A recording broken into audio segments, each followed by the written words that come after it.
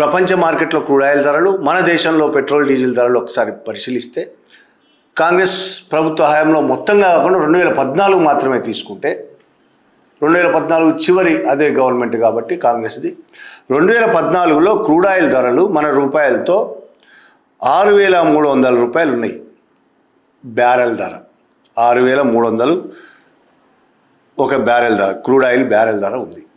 అప్పుడు మన దగ్గర పెట్రోల్ ధర 72 రూపాయలు లీటరు, డీజిల్ ధర 56 రూపాయలు డీజిల్. ఇది గుర్తుపెట్టుకోండి ఒకసారి.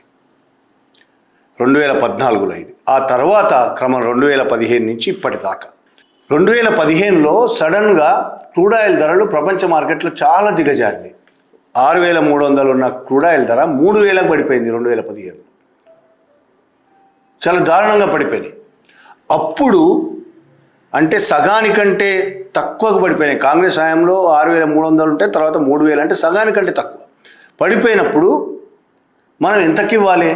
కాంగ్రెస్ 72 రూపాయలకు ఇచ్చింది కదా, సగానికి ఇచ్చినా సరే 35 రూపాయలకు లీటర్ ఇవ్వాలి ఆ రేటు ప్రకారం పెట్రోల్. డీజిల్ అయితే దాదాపు 28 రూపాయలకు ఇవ్వాలి. కానీ మనం అప్పుడు బీజేపీ ప్రభుత్వం 3,000 క్రూడ్ ఆయిల్ ధర ఉన్నప్పుడు 61 రూపాయల లీటర్ పెట్రోలు, 52 రూపాయల లీటరు డీజిల్ ఇచ్చింది. అంటే క్రూడ్ ఆయిల్ ధర తగ్గినప్పటికీ మనం ఇక్కడ ఆయిల్ కంపెనీలు ప్రభుత్వం లాభాల్లో ఉన్నది. డబల్ లాభాల్లో, మామూలు లాభాల్లో కాదు. సబ్సిడీ ఇవ్వకపోగా డబల్ లాభాల్లో ఉన్నది, లాభాలు సంపాదించింది.